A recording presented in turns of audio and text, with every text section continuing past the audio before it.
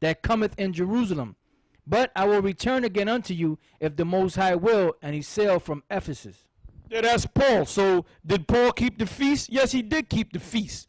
All right? That's part of the law. Now jump up to the 18th verse. We should have started at the 18th verse. Acts chapter 18, verse 18. And Paul after this tarried there yet a good while, and then took his leave of the brethren, and sailed thence into Syria, and with him Priscilla and Aquila, having shorn his head in Cenchrea, for he had a vow. Now, if you understand the scriptures and you go to the book of Numbers, the 6th chapter, that's the vow of the Nazarene. When you break that vow, like for example, Samson had that vow on him from the time of his birth to the time of his death. When he broke that vow because of the woman, the Most High took that power from him, right? And then the Most High gave, his hair grew back, and the Most High gave him his power back. So when you break that vow, for example, if a dead body come before you, die suddenly, which that happened with Samson anyway, but the Most High forgave him for that because he was killing those guys. But the vow says if a person died before you suddenly, then you have to show your head, or when you break that vow, okay? So obviously, if you understand the scriptures, Paul took that vow because you could take it for a certain amount of time. You don't take it forever.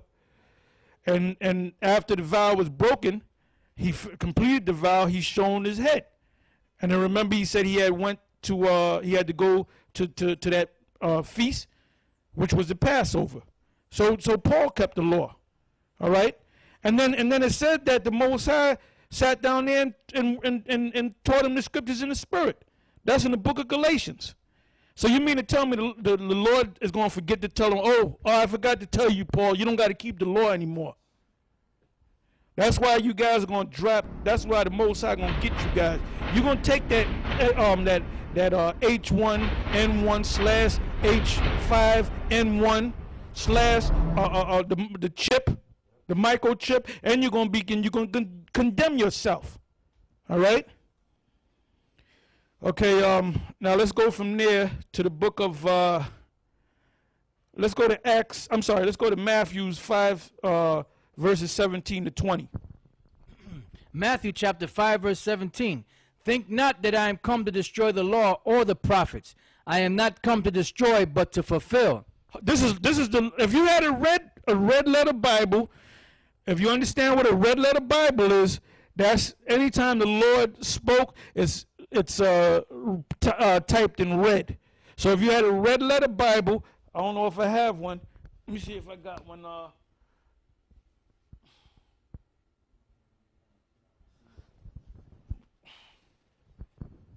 Well, anyway, don't worry about it. All right, go ahead. All right, Matthew 5:17. Think not that I am come to destroy the law or the prophets. I am not come to destroy, but to fulfill. For verily I say unto you, till heaven and earth pass, one jot or one tittle shall in no wise pass from the law, till all be fulfilled. Whosoever therefore shall break one of these least commandments, and shall teach men so, he shall be called the least in the kingdom of heaven. So Lahab, you are going to be called the least in the kingdom of heaven for teaching that you don't have to keep the laws. Go ahead. But whosoever shall do and teach them. Teach what? The laws. The laws. Go ahead. The same shall be called great in the kingdom of heaven. So we're going to be called great in the kingdom of heaven. Go ahead. For I say unto you that except your righteousness shall exceed the righteousness of the scribes and Pharisees. Now what does the word righteousness mean? It means to keep the law, to do the right thing. And it says your righteousness have to exceed the righteousness of the scribes and the Pharisees. The scribes and the Pharisees talk about they keep the law. You better keep the law better. That's why Paul in Philippians, get that if you can. That's why Paul said in Philippians that he was a Hebrew of the Hebrews as concerning the law. He was zealous as concerning the law. He had the zeal to keep the law, man. Right? He was perfected in keeping the law, blameless in keeping the law. Let's read that. Philippians chapter 3, verse 1. Finally, my brethren, rejoice in the Lord. To write the same thing to you, to me indeed is not grievous, but for you it is safe.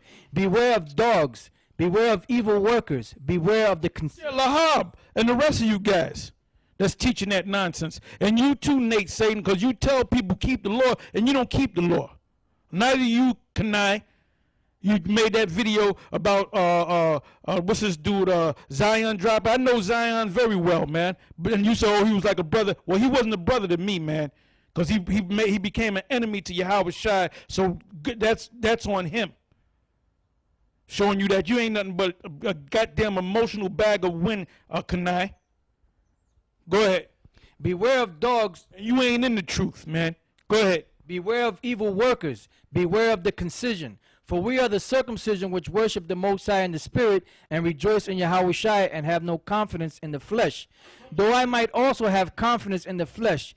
If any other man thinketh that he hath whereof he might trust in the flesh, I more. Circumcised the 8th day, of the stock of Israel. Circumcision is important, so you better take heed to it. Go ahead. Of the tribe of Benjamin, and Hebrew of the Hebrews, as touching the law, a Pharisee.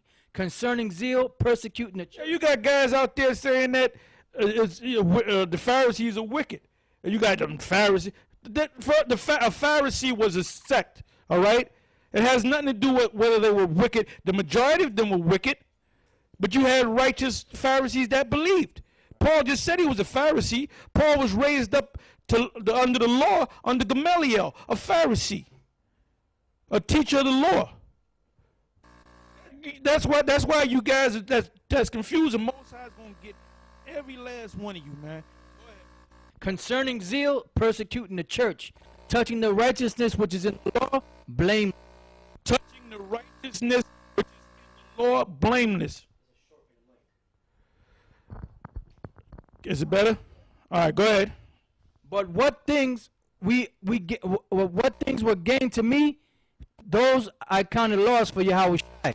Yea, doubtless, and I count all things but loss for the excellency of the knowledge of Yahweh Shai, my Lord, for whom I have suffered the loss of all things, and do count them but dung, that I may win Yahweh Shai, and be found in him, not having mine own righteousness, which is of the law, but that which is through the faith of Yahweh Shai, the righteousness which is of the Most High by faith, that I may know him, and the power of his resurrection, and the fellowship of his suffering, being made conformable unto his death, if by any means I might attain unto the resurrection of the dead, not as though I had already attained, either were already perfect, but I follow after, if that I may apprehend that for which also I am apprehended of Yahweh Shai. If I could say this. And the thing about it, these guys, they'll read something like that, and they'll say that, well, see, you don't have to keep the law anymore. It's all about faith. But the faith is a part of it.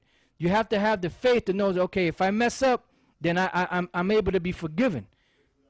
Right, like the scripture said, the Elder Gabar said, faith without works is dead. So you have to keep the law. But it is impossible to keep the law 100% in the situation we're in now. That's why when the Lord comes back, he's going to put the laws into our inward parts. So if the law was done away with, how can the second covenant be fulfilled for the laws to be put into our inward parts if the law was done away with? Yeah, well, like I said, a lot of you guys are going to be, the Most High is going to deal with every last one of you, man. All right? And those words that you spew out your mouth, Lahab, you're going to eat every last one of them words, man, when that day comes, all right? And when right before you drop dead, whether you get hit with a missile, your life is going to flash before you, all right? You're going to see your little black ass running around in freaking diapers, all right? You're going to see your ass when you got your first car. You're going to see all those things, man. Then you're going to see the missiles, and then it's everything going to turn black, all right? Okay, now let's go from there to the book of Matthew, the 23rd chapter and the 23rd verse. Matthew 23:23. Woe unto you, scribes and Pharisees, hypocrites!